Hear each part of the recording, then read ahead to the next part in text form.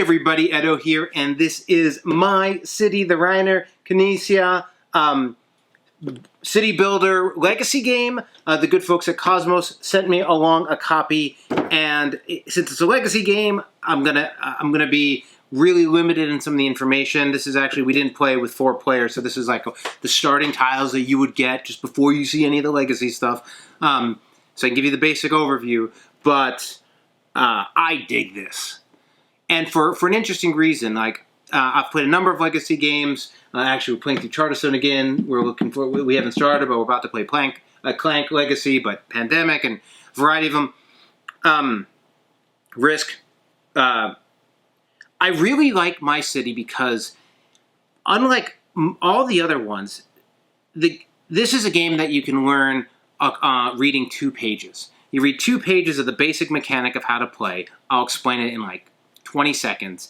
And then really it's much more just about adding little mechanical point scoring and little other elements that get more complex as you go. But it's really like just taking a really simple and fun base mechanic and adding stuff to it.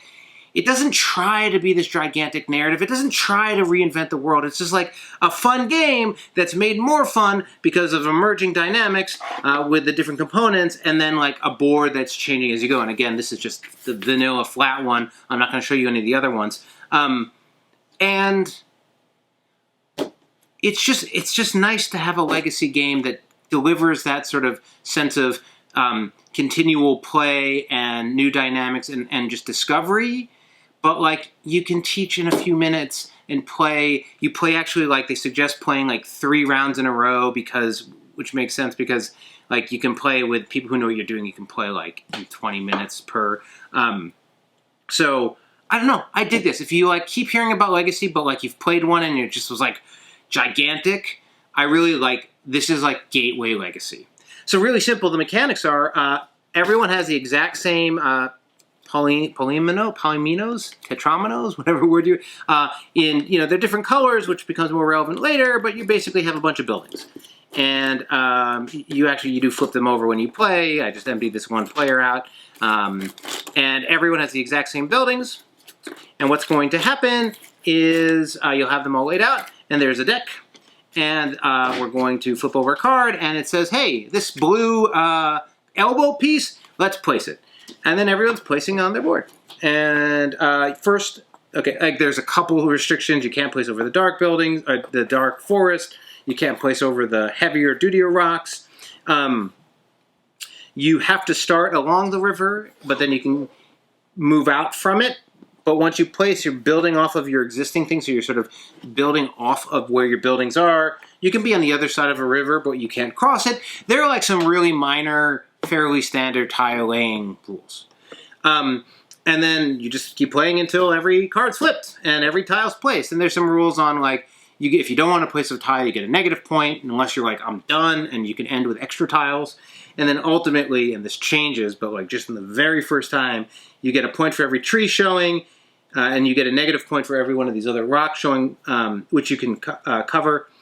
These ones you can't cover these. And then a point for you lose a point for any green space. And you're going to be like scoring tons of points over the different course of the different games and using them to start filling in these little circles. Again, this is like a no-frills legacy game. The new additions, it's just interesting how different legacy games do things differently, but you have your base rules, which are a couple pages as I described. Maybe it's 3 or 4, but it's really simple. And then like they come in envelopes. When you open it, they're like, here's a sheet of paper with the changes and the rules. And it's just, like as much as I love Charterstone, but like that's an example where you've got like this appendix and you're like going through your index of cards. You feel like a librarian. This is just, it's super light. It's super gateway, and that's what I dig about it. I don't know if I posted a review yet, but Scarabia, or whatever however you pronounce this game, has a very similar mechanic.